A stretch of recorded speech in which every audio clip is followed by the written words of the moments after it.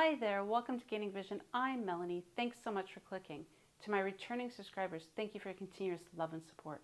If you're new to the channel, welcome. Please feel at home. If you enjoy my content, I encourage you to hit that subscribe button and like and share. But if my content's not for you, that's okay too. There are plenty of other channels out there and I encourage you to check them out. Have you heard stories that touch your heart, pull at those heartstrings, or make your jaw drop? Wow!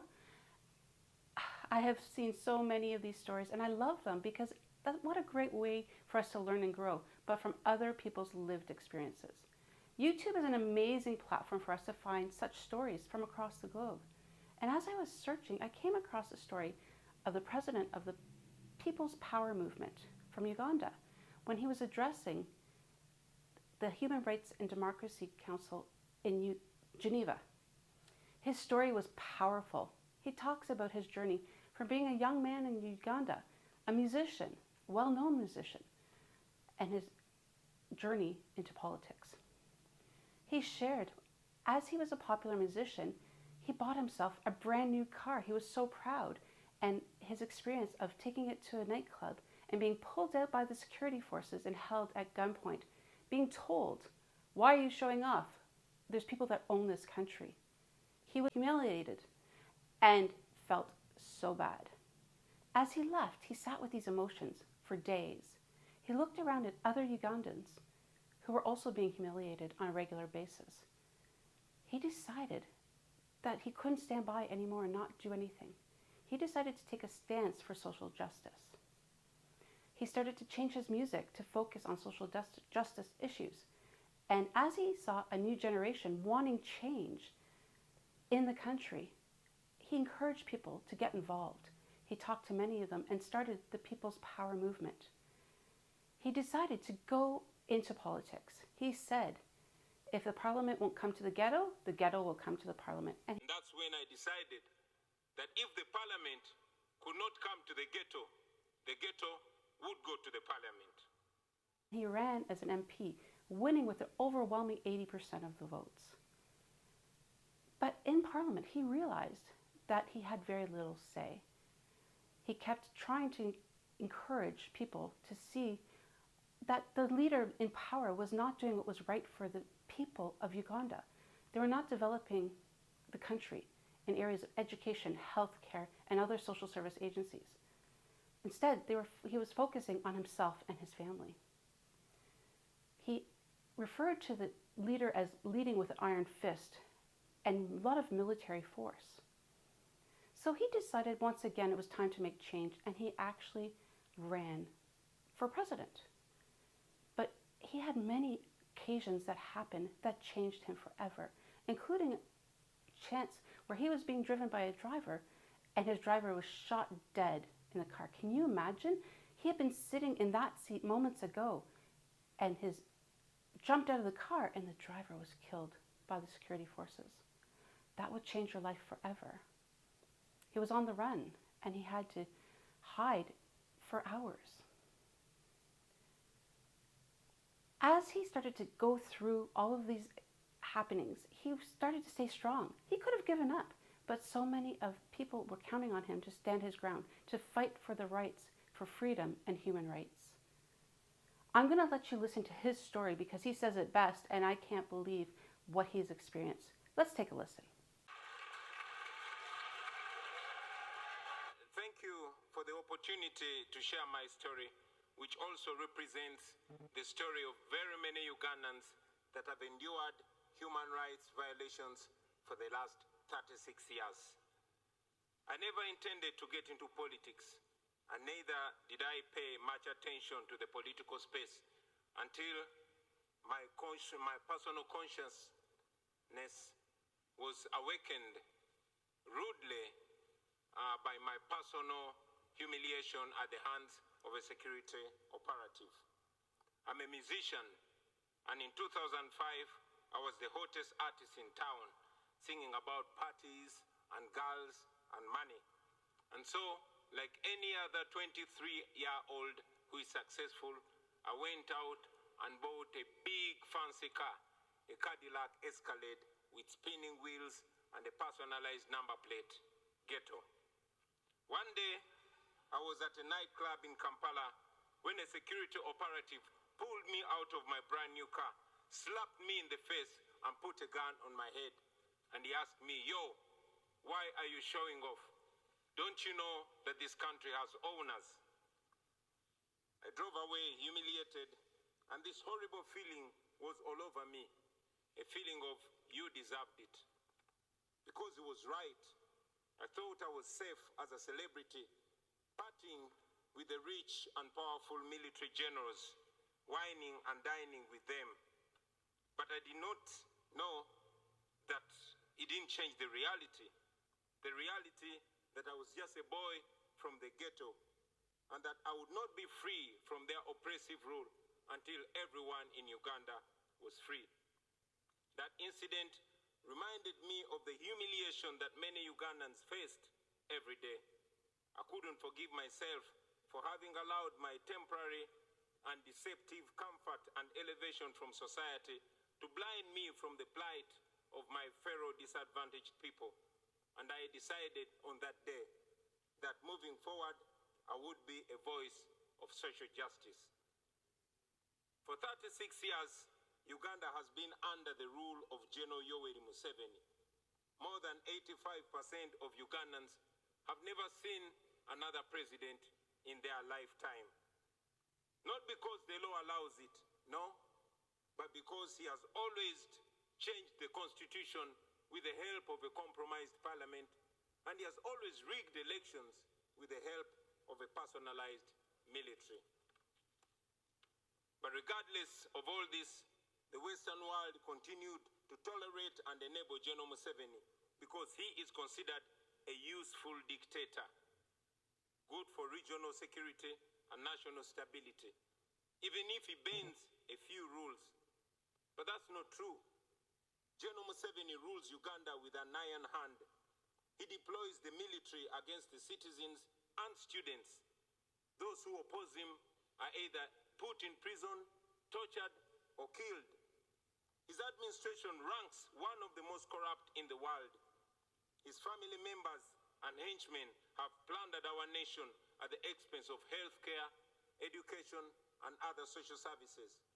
So, sitting there in my fancy car, beaten and humiliated, I knew I could not stay silent anymore. So, for the next 10 years, I dedicated my music to the plight of the common Ugandans and the fight for human rights. In 2016, General Museveni rigged the election and declared himself president again. And that's when I decided that if the parliament could not come to the ghetto would go to the parliament. In 2017, thank you. In 2017, I decided to run for a parliamentary seat. Our constituency campaign turned into a national campaign, and we won the seat with 80%. Then we started the People Power movement to awaken a generation of young Ugandans, talking to them about democracy and explaining to them why they must get involved. This annoyed General Museveni, and from then we were branded as enemies. In 2018, while on a campaign trail in the northern Ugandan district of Arua, General Museveni decided that it was too much for him to take. He alleged that our supporters had stoned his motorcade, and for that reason, the military was given orders to shoot and kill. I had just stepped out of my car when suddenly I heard gunshots. Blah, blah, blah. My driver and friend, Yasin Kauma, was shot dead in the car seat that I had been occupying just a few minutes earlier. I took a picture of him and tweeted it, him lying in a pool of blood. I tweeted it with the caption, "Police has shot my driver dead, thinking they've shot at me." And then the Special Forces Command, a section of the military that is led by General Museveni's son, Muhoozi Kainerugaba, started hunting for me. For the next 8 hours, I hid in a random hotel room as they broke down every single door looking for me.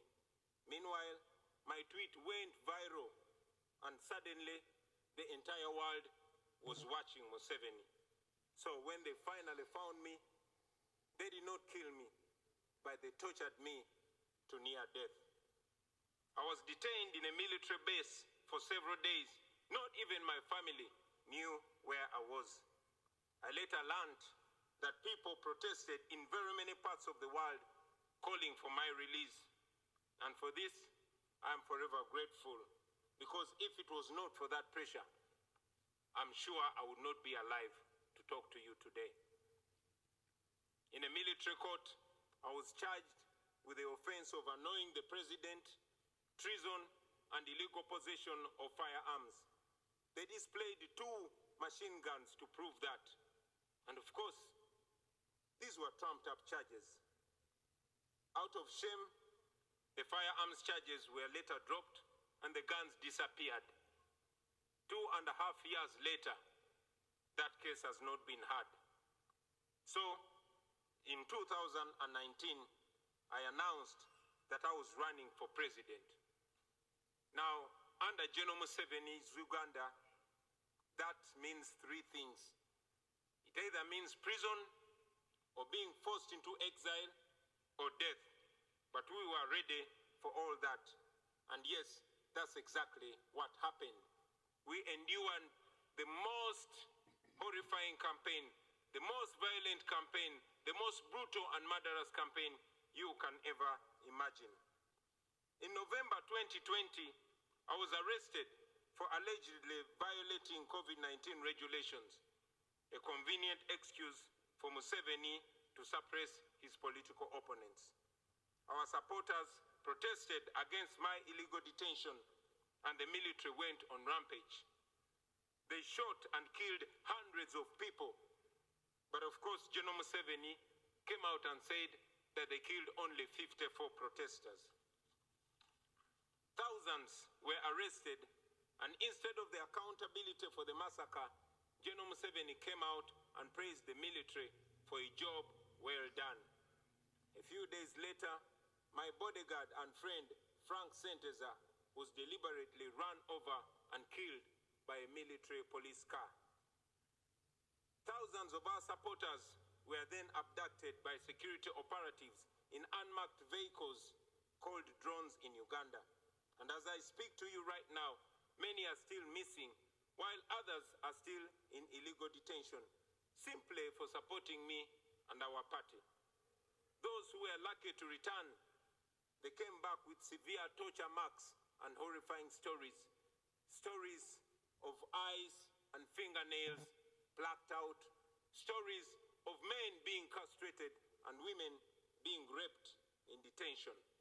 But we never gave up, and we will never give up. It wasn't me challenging General Museveni. No, it was an entire generation. And for the first time, there were no tribal lines. There were no religious lines. There were no class lines. The entire population were speaking with one big voice. All our people were saying, people power is our power. It was the biggest public phenomenon that I had ever seen. Now, I had been a celebrity. I had done hit songs. I knew what it meant to be famous and having people chant your name wherever you go. But this was different. On election day, after casting my ballot, I went home only to find my house surrounded with hundreds of soldiers. And later I learned that the same was happening to all our party offices across the country. The internet was switched off. Mainstream media was placed under strict censorship. Any radio station that dared to report on the election was immediately shut down. Radio presenters and journalists were arrested. And so in this complete blackout, General Museveni declared himself winner of the election again. International authorities challenged the results as fraudulent, not free, and not fair.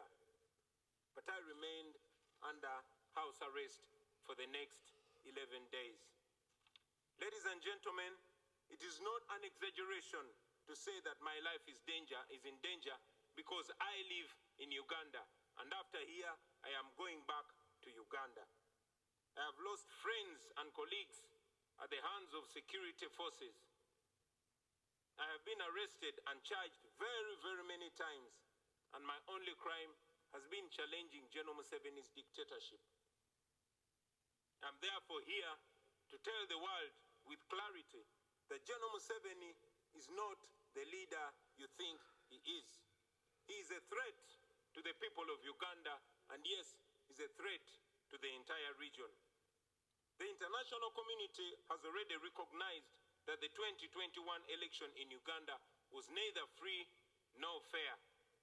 And it's important that these words are followed with firm actions. First, we call upon the world leaders to stop shaking General Museveni's blood-stained hands through funding and cooperation. Secondly, we call upon the governments and organizations all over the world to impose sanctions on him and the people that he uses to torture and kill innocent citizens. Thirdly, we call upon all those who value democracy and human rights and the rule of law to isolate General Museveni because he has distinguished himself as an excellent violator of human rights who has no respect whatsoever for human life and human dignity. And fourth, we ask you to support our demands for accountability for the crimes against humanity that he has committed and continues to commit against the people of Uganda. Now, for far too long, the Western world has believed that allowing dictators to hold their nations hostage is an unacceptable cost for perceived security. Leaders who tolerate dictators and treat them as legitimate partners are complicit in their crimes. Please do not be partners in crime. Do not sacrifice your moral obligation. Do not sacrifice your moral obligation for short-time convenience. Please stand on the right side of history. Wow, what a powerful story. My question is this: how come here in the West we did not hear about this in the media?